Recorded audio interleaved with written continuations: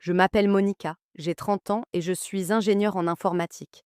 Notre maison familiale à Bruges, en Belgique, où je vivais avec mes parents, avait toujours été tout pour moi. J'avais mis tout mon cœur dans cet endroit, convaincue qu'il serait pour toujours mon refuge. Chaque mur, chaque porte portait le poids de mes efforts et des rêves que j'avais nourris pendant des années. Puis, pendant le dîner, ma mère a claqué sa fourchette sur la table. Le bruit a résonné dans la pièce comme un verdict. Tu as 48 heures pour déménager tes affaires, a-t-elle crié. Cette maison appartient désormais à ta sœur. Mon père s'est contenté d'acquiescer, les yeux fixés sur son assiette. Et ma sœur, qui vivait loin à Londres et se souciait peu de cette maison, s'est soudainement vue remettre les clés. J'ai regardé autour de moi, me souvenant à quel point j'avais porté le poids de cette maison, pris soin de chaque recoin et fait en sorte qu'elle reste un véritable foyer. Tous ces sacrifices, tous ces efforts balayés d'un seul coup par une phrase cruelle. Celle qui n'avait rien donné a tout reçu, tandis que j'étais mise de côté, comme si je n'avais jamais eu ma place ici. Je me suis figée. Mon cœur battait à tout rompre. L'air était lourd et suffocant. Leurs paroles me transperçaient comme des couteaux, mais discuter ne servait à rien. Je me suis levée tranquillement, je suis allée dans ma chambre, j'ai serré mon téléphone dans ma main et j'ai commencé à planifier quelque chose qu'ils ne verraient jamais venir. Ils pensaient que je m'en irais simplement. Ils se trompaient. Dans 48 heures, lorsque ma sœur entrerait dans cette maison, elle regretterait de l'avoir fait. Avant de continuer, j'aimerais savoir quelle heure il est, actuellement, et depuis quelle ville vous me regardez. Laissez un commentaire afin que je puisse voir jusqu'où mon histoire s'est propagée. Le lendemain matin, je me suis réveillée dans notre maison de Bruges, encore accablée par les paroles de ma mère. J'avais passé des années à faire de cette maison la nôtre, croyant qu'il s'agissait d'une promesse partagée. Vivant avec mes parents, j'avais pris en charge leur fardeau, mettant tout mon cœur et mes économies dans chaque recoin. Après leur faillite financière il y a 5 ans, j'ai pris les choses en main. Mon travail d'ingénieur en informatique était bien rémunéré. J'ai donc pris en charge l'hypothèque, soit 75 000 euros sur 3 ans, alors qu'ils n'en avaient pas les moyens. Je n'ai pas hésité. C'était notre maison, celle où j'avais grandi, où chaque souvenir était sacré. Je me souviens encore du jour où la banque a appelé pour menacer de saisir la maison. Mon père était assis à la table de la cuisine, la tête entre les mains, des papiers éparpillés autour de lui. Ma mère faisait les 100 pas, la voix tendue par l'inquiétude. Nous allons tout perdre, disait-elle. Je ne pouvais pas laisser cela arriver. J'ai vidé mes économies, fait des heures supplémentaires et remboursé le prêt. Le soulagement sur leur visage en valait la peine, du moins le pensais-je. J'ai peint le salon dans un beige chaud, remplacé les planches du parquet déformé et réparé les escaliers qui grinçaient. Chaque clou que je plantais était comme une promesse de nous garder ensemble. Ma sœur, cependant, était comme un fantôme. Vivant à Londres, elle appelait peut-être 2 fois par an, toujours trop occupée par son travail dans le marketing. Quand je lui ai parlé de l'hypothèque, elle en a ri. C'est ton problème, Monica, m'a-t-elle dit une fois, d'une voix pleine de mépris. Je lui ai envoyé des photos du nouveau salon, des nouveaux rideaux, du canapé moelleux pour lequel j'avais économisé, mais elle n'a pas répondu. Je me suis dit que cela n'avait pas d'importance. Je faisais cela pour nous, pour la famille. Je me promenais dans la maison la nuit, touchant les murs que j'avais peints, les sentant comme miens, mais il y avait des fissures sous la surface. Mes parents comptaient de plus en plus sur moi chaque année. Ma mère me demandait juste un peu d'aide pour payer les factures, et je les prenais en charge. Mon père avait arrêté de travailler après avoir été licencié, et je payais les réparations de sa voiture. Cela ne me dérangeait pas, du moins pas à l'époque. Je pensais que nous formions une équipe. Je m'asseyais dans le salon, que j'avais rendu confortable avec des coussins et un tapis, et j'imaginais vieillir ici, peut-être élever mes propres enfants un jour. La maison n'était pas seulement un bâtiment. Elle était la preuve que je pouvais tenir le coup. Avec le recul, je n'ai pas vu les signes. Les appels de ma mère à ma sœur devenaient plus longs, son ton plus doux qu'avec moi. Mon père parlait de sa vie à Londres, de sa réussite, avec une fierté que je n'avais jamais entendue à mon égard. Je n'y prêtais pas attention, me disant que c'était normal, c'était mes parents, ils ne me rejetteraient jamais. Mais le dîner d'hier soir m'a prouvé que j'avais tort. Leur décision de léguer la maison à ma sœur n'était pas seulement injuste. C'était une gifle. Chaque euro que j'avais dépensé, chaque heure que j'avais travaillé me semblait volée. Je me suis dirigée vers le salon, fixant du regard le canapé que j'avais acheté. Ce n'était pas seulement un meuble, Il m'appartenait, payé avec mes chèques d'heures supplémentaires. La télévision, la machine à laver, les rideaux, tout m'appartenait. S'il voulait que je parte, je m'assurerais qu'il ressente ce que j'avais donné. Ma sœur n'avait pas levé le petit doigt, mais elle allait emménager dans une maison que j'avais construite. Pas si je pouvais l'empêcher. J'ai sorti mon ordinateur portable, les mains désormais fermes. Je n'allais pas supplier, ni pleurer. Je leur montrerai exactement ce qu'ils étaient en train de jeter. En début d'après-midi, j'avais besoin de réponses. J'ai donc appelé Kristen, ma meilleure amie depuis nos années universitaires, à KU Leuven. Elle est aujourd'hui avocate, dotée d'un esprit vif et d'une attitude pragmatique. C'est toujours vers elle que je me tourne lorsque la vie se complique. Assise sur mon lit, entourée des murs familiers de notre maison familiale à Bruges, je lui ai raconté le chaos de la nuit dernière. Je lui ai raconté comment ma mère avait claqué sa fourchette, sa voix tranchant l'air avec cet ultimatum de 48 heures, et comment mon père était resté assis là, silencieux, laissant ma mère céder la maison à ma sœur. Kristen ne m'a pas interrompue, elle s'est contentée d'écouter, son calme et sa concentration m'apaisant. « Avez-vous des documents juridiques concernant la maison ?» m'a-t-elle demandé d'un ton professionnel. « Quelque chose provenant de vos parents ou de leurs parents ?»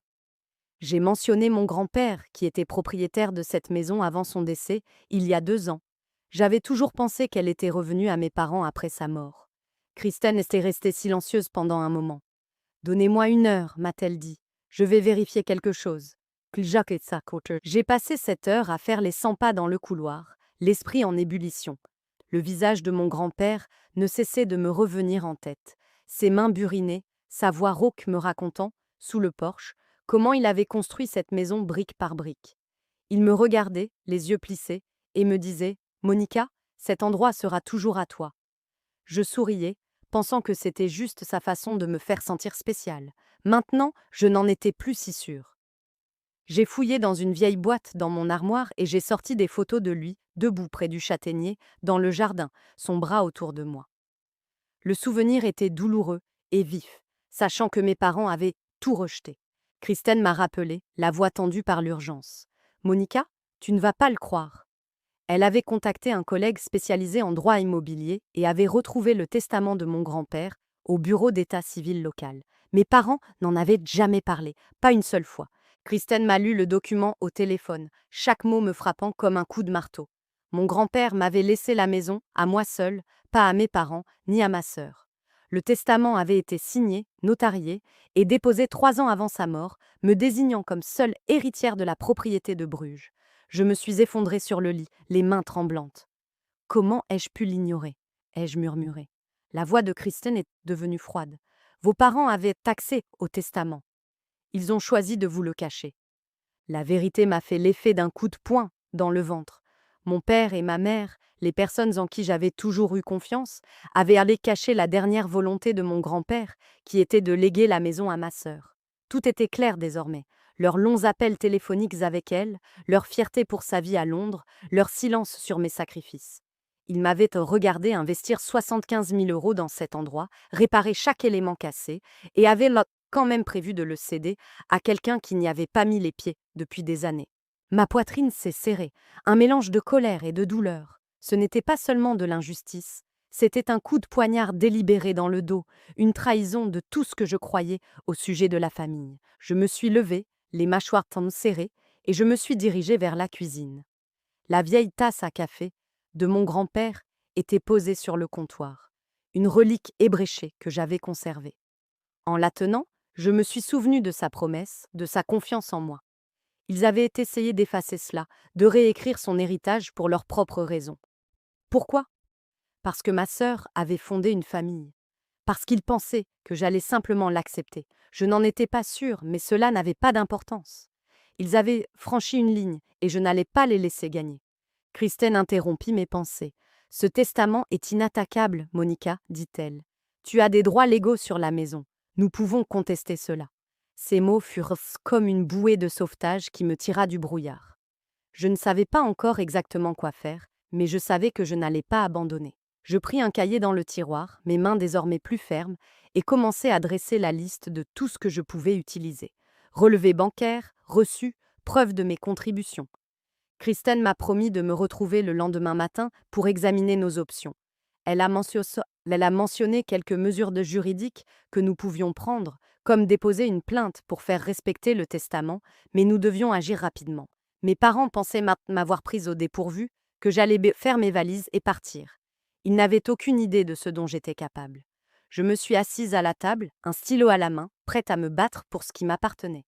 Le lendemain matin, je me suis réveillée tôt, mon cahier encore ouvert sur les plans que j'avais élaborés la veille. Mes parents étaient même partis rendre visite à des amis à Gand, laissant la maison silencieuse. Je me tenais dans le salon, fixant le canapé que j'avais acheté avec mon premier gros salaire, un canapé gris moelleux pour lequel j'avais mis des mois à économiser. Si on me forçait à partir, je n'allais pas laisser mes affaires à ma sœur. J'ai pris un stylo et j'ai commencé à dresser la liste de tous les articles que j'avais payés. La télévision, à écran plat, fixée au mur, la machine à laver Bosch dans la cave, les rideaux que j'avais choisis pour aller avec la peinture beige que j'avais moi-même appliquée. Chaque article me semblait être une partie de moi-même, la preuve des années que j'avais passées à entretenir cette maison. J'ai appelé Kristen pour finaliser notre stratégie juridique. Elle était déjà à son bureau, sa voix claire au téléphone. Nous allons déposer une réclamation pour faire respecter le testament de votre grand-père, m'a-t-elle dit. C'est simple, mais nous avons besoin de preuves de vos contributions. J'ai sorti un dossier rempli de reçus. Chaque achat, chaque réparation, chaque euro que j'avais dépensé. Kristen m'a suggéré d'obtenir une déclaration sous serment notariée pour documenter mon rôle financier, et nous avons convenu de nous rencontrer plus tard pour la signer. J'ai ressenti un élan de contrôle, comme si je reprenais enfin possession de ce qui m'appartenait. Mais avant tout, je devais mettre mes affaires en sécurité. J'ai cherché en ligne des entreprises de déménagement à Bruges et j'ai trouvé Flemish Movers, une entreprise locale qui avait de bonnes critiques. J'ai appelé et j'ai parlé à un homme nommé Tom, lui expliquant que j'avais besoin d'un service urgent. « Pouvez-vous le faire aujourd'hui » ai-je demandé d'une voix ferme. Il a hésité, puis a accepté d'envoyer un camion avant midi. Je lui ai donné la liste. La télévision, le canapé, la machine à laver, quelques petits objets comme le micro-ondes et la commode de ma chambre. Ce sont des biens personnels, lui ai-je dit. Je prends ce qui m'appartient. Tom n'a pas posé de questions, il a simplement confirmé l'adresse et m'a donné un prix. J'ai raccroché, le cœur battant, sachant que c'était la bonne décision. Pendant que j'attendais, j'ai parcouru la maison pour vérifier ma liste. La table de cuisine, un héritage de mon grand-père, ne m'appartenait pas. Mais les chaises, oui, je les avais achetées l'année dernière après que ma mère se soit plainte des anciennes. Je les ai marquées avec des post-it, indiquant ce qui restait et ce qui partait. Le processus était méthodique, presque apaisant, comme si je récupérais des morceaux de ma vie. J'évitais de penser à mes parents ou à ma sœur, me concentrant plutôt sur la tâche à accomplir. Chaque objet que je marquais était un rappel. C'était mon travail, mon argent, ma maison. Vers 10 heures, la sonnette a retenti. C'était Madame Vanderberg, notre voisine d'en face, une femme aimable d'une 60aine d'années qui nous apportait toujours des spéculoos à Noël. Elle m'avait vu faire les 100 pas à travers la fenêtre et était venue voir si tout allait bien. « Ça va, Monica » m'a-t-elle demandé, le regard doux et inquiet. Je ne lui ai pas parlé du testament ni de la décision de mes parents, c'était trop douloureux, mais j'ai admis que je déménageais.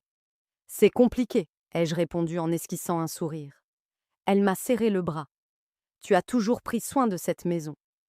Quoi qu'il se passe, tu ne mérites pas ça. » Ces mots m'ont profondément touchée et j'ai retenu mes larmes, reconnaissante de son soutien. Monsieur Janssens, un autre voisin, est passé peu après, ses bottes de travail encore couvertes de poussière après sa journée de travail. Il connaissait bien mon grand-père et échangeait souvent avec lui des anecdotes sur leur partie de pêche. Cet endroit comptait beaucoup pour lui, a-t-il dit en regardant autour de lui, et pour vous aussi.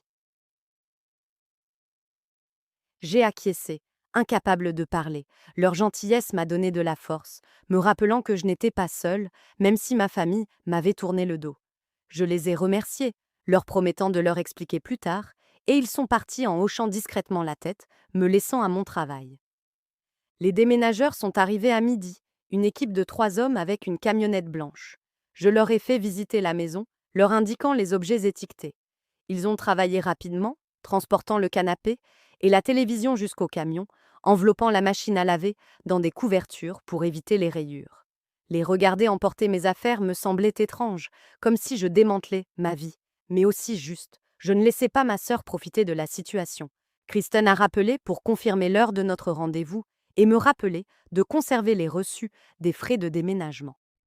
Cela renforce ton dossier, m'a-t-elle dit. J'étais d'accord, ma détermination s'est renforcée. En fin de matinée, la maison semblait plus vide, mais je me sentais plus forte. Mes parents et ma sœur pensaient pouvoir effacer ma présence ici. Ils allaient bientôt découvrir qu'il n'en était rien. En milieu d'après-midi, la maison semblait si vide, mes affaires avaient disparu avec les déménageurs. Je me tenais dans le salon, dont les murs nus reflétaient l'absence du canapé et de la télévision que j'avais emportée. Le silence a été rompu par un coup sec à la porte. Je l'ai ouverte et j'ai trouvé ma sœur Tara debout devant moi, sa valise à ses pieds, les yeux plissés comme si elle était déjà chez elle. Elle avait pris l'avion depuis Londres, pensant probablement qu'elle allait entrer dans une maison entièrement meublée. Je me suis préparée, sachant que cela ne serait pas civilisé. Tara m'a bousculée pour passer, ses talons claquant sur le parquet. « Où est tout le reste » a-t-elle demandé d'un ton sec, en balayant du regard le salon vide. Sa voix était aiguë, empreinte d'un sentiment de droit. J'ai croisé les bras, restant près de la porte. « J'ai pris ce qui m'appartient », ai-je répondu d'un ton neutre. Elle s'est retournée, le visage rouge. « Ce qui t'appartient ? Maman et papa ont dit que cette maison était à moi maintenant. Tu n'as pas le droit de la vider. » Coquet. Je fis un pas en avant, la voix calme mais froide. J'ai payé ce canapé, la télévision, la machine à laver, tout ce que j'ai pris. Tu n'as pas contribué d'un centime. Elle écarquilla les yeux, mais ne recula pas. Tu penses avoir des droits parce que tu as dépensé un peu d'argent ? Rétorqua-t-elle. C'est ma maison maintenant, Monica. Tu es dehors. L'atmosphère était électrique. Je serrai les poings, luttant contre l'envie de crier. Tu n'es pas venu ici depuis des années, dis-je. J'ai entretenu cette maison pendant que tu étais à Londres, à nous ignorer. Tara éclata d'un rire amer et cruel. Oh, je t'en prie, tu étais restée ici par pitié, jouant la bonne fille. Maman et papa m'ont choisi pour une raison. Ces mots me blessèrent profondément, mais je ne bronchai pas. Ils se sont trompés, dis-je en m'approchant. Tu ne sais même pas la moitié de ce que j'ai fait pour cette famille. Elle parcourut la maison à toute vitesse, inspectant la cuisine, le sous-sol, son visage rougissant à chaque pièce vide. « Les chaises, les rideaux !» cria-t-elle en se retournant vers moi. « Tu as tout pris. » Je soutins son regard. « Seulement ce que j'ai payé. »« Tu veux une maison ? Meuble-la toi-même. » Les mains de Tara tremblaient lorsqu'elle sortit son téléphone, sa voix tremblant de rage. « Tu es incroyable. J'appelle maman et papa. Ils s'occuperont de toi. » Je haussai les épaules, m'appuyant contre le mur. « Vas-y. » Ils ne sont pas là. Elle se figea, confuse. « Que veux-tu dire ?» Je ne donnai pas plus d'explications, me contentant de la regarder composer le numéro, les doigts maladroits. Tara fit les 100 pas dans la cuisine, le téléphone à l'oreille, haussant le ton tandis qu'elle parlait à ma mère. « Elle a vidé la maison, maman. Elle est vide. » Je restai silencieuse, la laissant fulminer.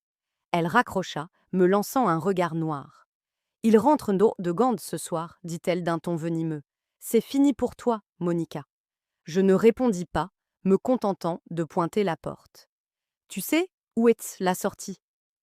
Elle attrapa sa valise, marmonnant entre ses dents, et sortit en claquant la porte si fort que le cadre en vibra. Je restai là, le cœur battant, mais déterminé. Tara pensait pouvoir débarquer et tout réclamer. Elle n'avait aucune idée de ce qui l'attendait. Je verrouillai la porte, prête pour la suite. Ce soir-là, j'étais chez Kristen, dans son appartement du centre de Bruges, mes affaires rangées en sécurité, dans un garde-meuble voisin. Mon téléphone vibrait sans cesse, le nom de ma mère clignotant sur l'écran. Je laissai le répondeur prendre le message, sachant ce qui allait suivre. Tara les avait rappelés depuis Gand et ils devaient maintenant faire face aux conséquences de leur choix. Je n'étais pas prête à entendre leur voix. Pas encore. Au lieu de cela, j'ai siroté mon café au comptoir de la cuisine de Kristen, le poids des 2 derniers jours s'installant dans mes os. Quand j'ai finalement écouté le message vocal, la voix de ma mère était stridente, presque méconnaissable. « Monica, qu'as-tu fait ? Il y a un étranger dans notre maison. » La voix de mon père est intervenue, lourde d'incrédulité. Un homme prétend qu'elle lui appartient désormais. « Explique-toi !» Je n'ai pas rappelé. La vérité, c'est qu'ils avaient été confrontés à une réalité qu'ils avaient eux-mêmes créée. Kristen avait agi rapidement, s'appuyant sur le testament de mon grand-père, pour intenter une action en justice qui avait révélé leur supercherie. La maison avait été vendue, discrètement et légalement, à un nouvel propriétaire, un investisseur local, qui avait sauté sur l'occasion d'acheter une propriété à Bruges. Je n'avais pas orchestré la vente, mais j'avais mis le processus en marche en faisant valoir mes droits. Mon téléphone sonna à nouveau, cette fois-ci c'était mon père. Je répondis en gardant une voix calme. Papa, je ne reviendrai pas, dis-je, avant qu'il n'ait le temps de parler. Tu as caché le testament de mon grand-père. Tu as essayé de donner ma maison à Tara. Il bredouilla, ses mots mêlant colère et stupéfaction. Nous protégions la famille. Tu ne peux pas simplement. Je l'interrompis. Vous avez protégé Tara, pas moi. Le testament était clair. C'est de votre faute. Je raccrochai, les mains tremblantes mais la détermination inébranlable. Ma mère appela ensuite d'un ton accusateur. Monica, tu nous déchires, viens arranger ça. Je pris une profonde inspiration, ma voix froide. J'en ai assez de réparer vos erreurs. Parlez à Kristen du testament. Je mis fin à l'appel et mis mon téléphone en mode silencieux. Kristen était assise en face de moi, son ordinateur portable ouvert, des papiers étalés devant elle. Il panique, dit-elle, le regard perçant. Le nouveau propriétaire à l'acte. Ils ne peuvent pas revenir en arrière. J'acquiesçai, les yeux fixés sur ma tasse de café. La maison pour laquelle je m'étais battue, celle dans laquelle j'avais investi toute ma vie, avait disparu. Non pas parce que je voulais la vendre, mais parce que les actions de mes parents m'avaient forcé à le faire. Je ressentis un pincement au cœur, mais aussi un étrange soulagement. Ils m'avaient sous-estimé, pensant que je céderais sous la pression. Ils avaient tort. Mes parents continuèrent d'appeler, laissant des messages vocaux de plus en plus désespérés. « Monica, nous sommes ta famille, suppliait ma mère dans l'un d'eux. Tu ne peux pas nous faire ça. Je ne répondais pas. Chaque message était comme un poids, mais je refusais de le porter. Le testament de mon grand-père était mon bouclier, la preuve que cette maison m'était destinée. Ce n'était pas moi qui avais trahi leur confiance. C'était eux. Au fur et à mesure que la nuit avançait, je me suis assise avec Kristen pour planifier mes prochaines étapes, sachant que je ne retournerai jamais dans cette maison ni dans les mensonges qu'elle renfermait. Quelques mois plus tard, je me tenais dans mon nouvel appartement à Bruxelles, le soleil filtrant à travers la fenêtre. Je m'étais construit une vie à moi, libérée du poids des attentes de ma famille. J'avais décroché un emploi dans une start-up technologique locale, une petite entreprise dynamique où mes idées étaient appréciées. Mes journées étaient remplies de réunions, de pauses café dans le café en bas de la rue et de soirées tranquilles à arranger mes meubles, mon canapé, ma télévision, les objets que j'avais lutté pour garder. Je n'avais pas parlé à mes parents ni à Tara depuis cette nuit chez Kristen, et j'avais bloqué leur numéro. Le silence était pesant au début, mais il m'a donné l'espace nécessaire pour respirer, pour redécouvrir qui j'étais sans leur ombre. J'ai appris par un ami commun que Tara s'était précipitée pour acheter une nouvelle maison à Londres. Elle s'attendait à hériter gratuitement de notre maison familiale. Mais comme celle-ci avait été vendue, elle a dû puiser dans ses économies. Cette nouvelle ne m'a pas réjouie, mais elle me semblait juste. Elle avait supposé qu'elle pouvait prendre ce qui ne lui appartenait pas, et elle apprenait maintenant le prix de cette arrogance. Je l'imaginais dans sa vie londonienne raffinée, signant des papiers d'hypothèque, regrettant peut-être les mots qu'elle m'avait dits. Je ne m'attardais pas là-dessus. Je me concentrais sur l'avenir, pas sur ses difficultés. Mes parents ont dû faire face à leurs propres conséquences.